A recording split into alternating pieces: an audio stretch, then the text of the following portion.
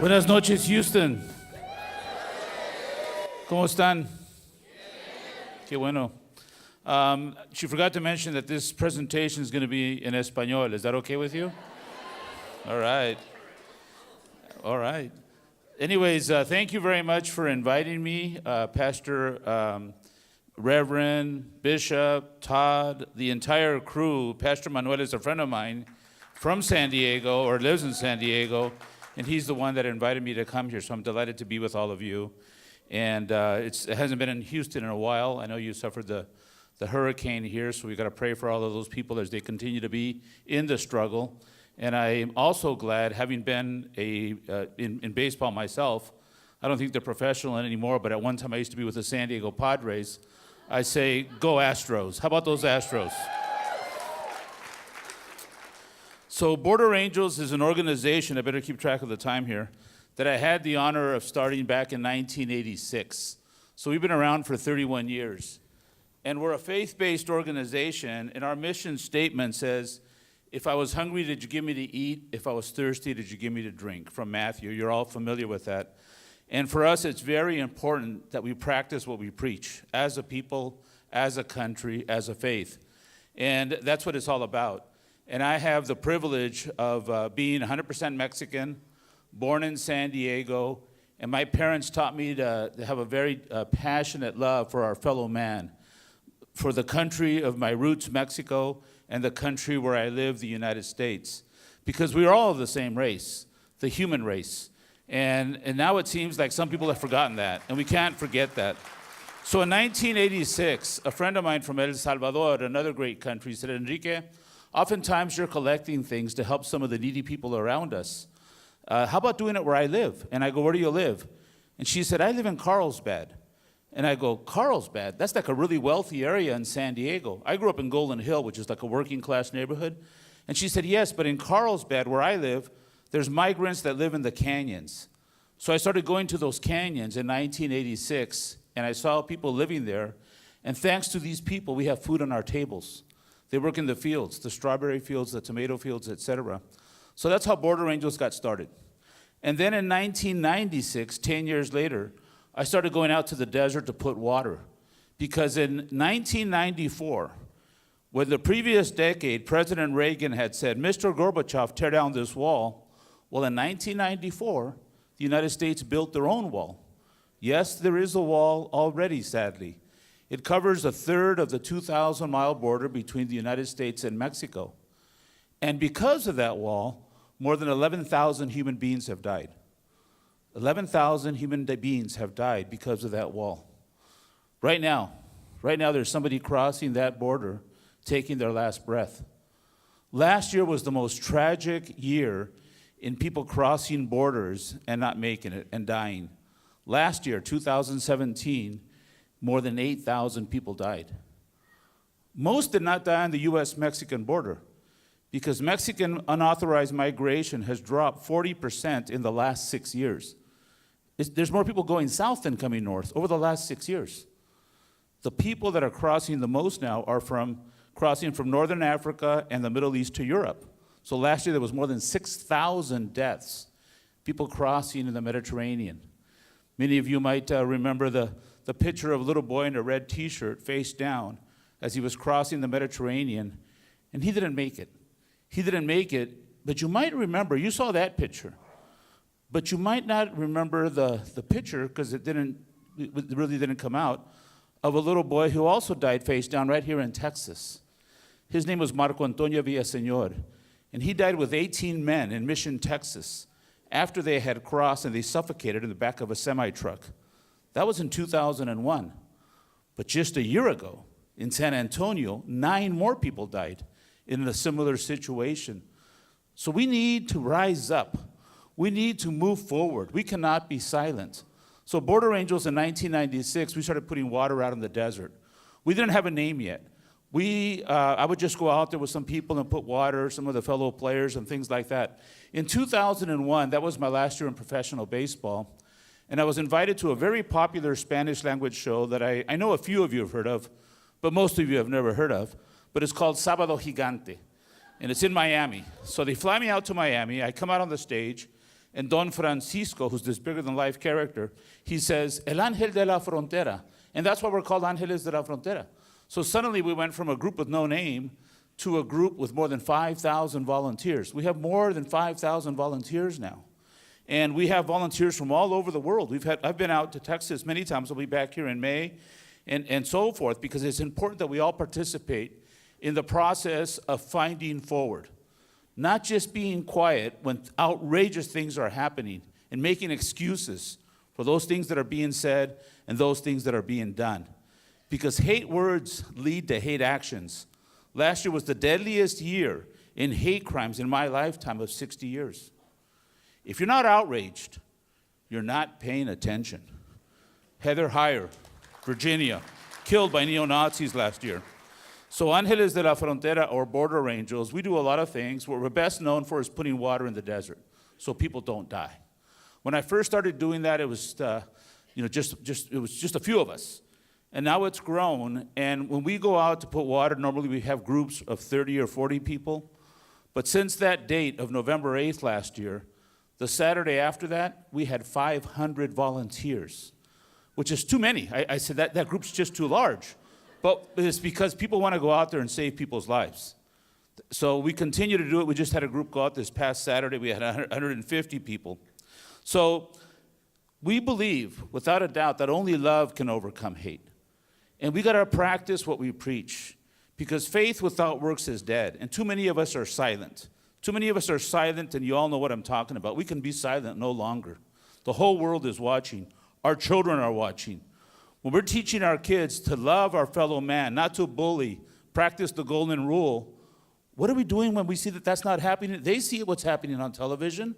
Some of us are living it every single day. We have got to find a way to move forward, finding forward in our actions, not just our words. That's why I'm so delighted to be here. And that's why I love the people that I've met. I know that we're going to have a long-lasting relationship. We have an event called Opening the Door of Hope, which is something we started doing at Friendship Park, where the wall meets, where the wall started in San Diego. I've convinced the Border Patrol 6 times now on Children's Day. We celebrate Children's Day in Mexico on April 30th. I've convinced them to open the door so that children could hug their deported parents or grandparents, sometimes for the first time in their lives. It's unbelievable. They can't hug their parents or their grandparents. That's happening right now. Right now, veterans are being deported. People that fought in these wars, they signed up because they feel the patriotic feeling for this great country, and then they get a traffic ticket and get deported. That's happening right now. We have got to stand up and not be silent. When your forefathers and foremothers came a couple of 100 years ago, there was no illegal way to come. People just came. When people come today, for the most part, there's no legal way to come. There's no line. And right now, according to the United Nations, there's 250 million undocumented people in the world, 250 million. The US has 11 million. So most are going elsewhere. They're not even coming here. But you hear in the news, it seems like everybody's coming. The largest group coming now is no longer coming from Mexico. The largest group now is coming from Central America. And they cross through this border, through the Texas border predominantly. So we continue to do a lot of actions. And I'll never forget a story that I lived. And I went to the University of San Diego. That's the Catholic university there. And the grandson of a big hero of most of us was speaking there. It was Mahatma Gandhi's grandson. And he shared the story of a man walking along the beach, and I know many of you have shared this story, with his son. And as he's walking along the beach, his son is picking up these starfish, and he's throwing these starfish into the ocean. So the father says to the son, "What are you doing?" And he goes, "Well, I'm throwing these starfish into the ocean." He goes, "I can see that, son, but why are you doing that?" And he goes, "Dad, it's so hot out here. The sun is so bright, and the tide has gone in. These starfish are dying." And the father says, "Son, there's thousands of starfish. What you do doesn't make any difference." And the little boy picks up a starfish, and he shows it to his father. And he says, "It'll make a difference to this one. The power of one. That starfish could be a person." So 2 weeks after I heard that story, while I'm still with the San Diego Padres, I see these 2 men walking along, like the theme of this conference, and they're walking in the distance, and they're stumbling along, and at first I thought it was just one person. So my friend and I go running up to them to see if they're okay. The one guy could barely walk. The other guy was carrying him. It was two migrants that were in the desert. So we grabbed them, we put them under some trees, give them some shade and some water. I was about to take one to the hospital. But the other guy goes, no, the Border Patrol. I go, forget about the Border Patrol. We don't want this guy to die. But we gave him water. And thanks to that water, and thanks to God, they survived. They survived. 2 weeks later, I'm at the stadium in San Diego, and I get a call, and it says, hi, sir, you don't know me, but my name is Francisco. And 2 weeks ago, my dad told me you saved his life. I go, how's your dad doing? He goes, fine. I go, how's your dad's friend? He goes, what friend? His father hadn't even told his son that he had saved somebody's life. So it's important that we do the right thing, whether people are watching or not. Faith without works is dead. We cannot be silent. We've been silent too long. At my elementary school, Mother Teresa came. I had already graduated long ago, but she came and gave a talk. And somebody asked her while she was there, why is it that when you're serving the poorest of the poor, feeding the leopards, etc., why is it you do it with a smile on your face, with such kindness when you're doing it? And she said something I'll never forget. Because when I see that person in the streets and the slums of India, I see Jesus Christ. I'm looking at Jesus Christ. I had never thought about it that way. I thought, what a powerful message. When I see that person, because I know a lot of times I'm not the only one in this hall that has seen that person that needs help, and you pretend you don't see them. You cross the street. Or you say, well, that person deserves to be in that situation. Or you say, I'm going to do something about it. And that's what I did in November of 1986. I said, I'm going to do something about it. And that's why Border Angels has grown to be an organization of more than 5,000 people. We're all volunteers. I would love to come to your churches or your communities to give a talk. We have interns from all over the world. Manuel's daughter was an intern with us, and we've had interns from Texas and from all over. We just had a group from Minnesota, as a matter of fact. I know there's a lot of people from Minnesota. There's several that come from Minnesota. Go Vikings.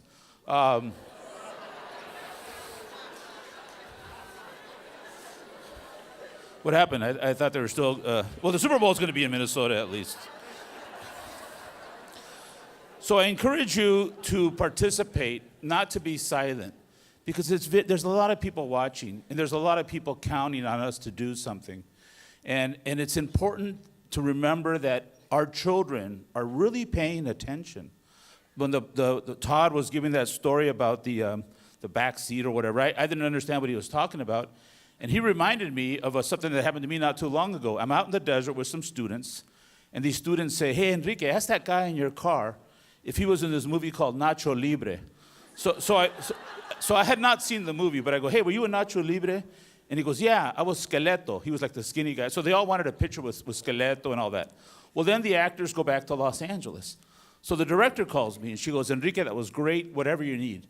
And I go, yeah, my nephew. My nephew goes to the same high school I went to, St. Augustine High School in San Diego. And I go, and he's an actor. I go, why don't you put him in the movie? So she said, okay.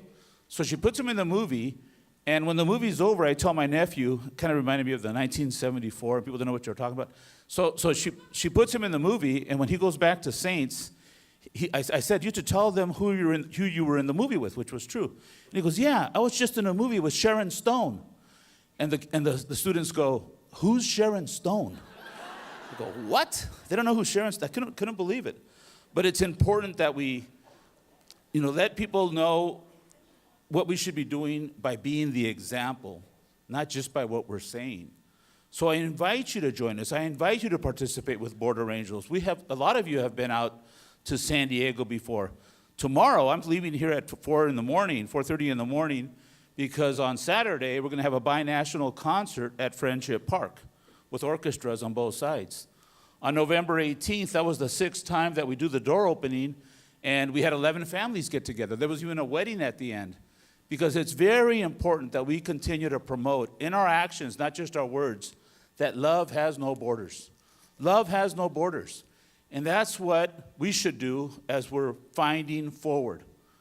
Promote it in actions, not just in words. So I know I'm going to be in the Magnolia Room or something in a little while, and they'll tell you more about that. But if you do want to help us, in the meantime, or once we're done here, we have these T-shirts.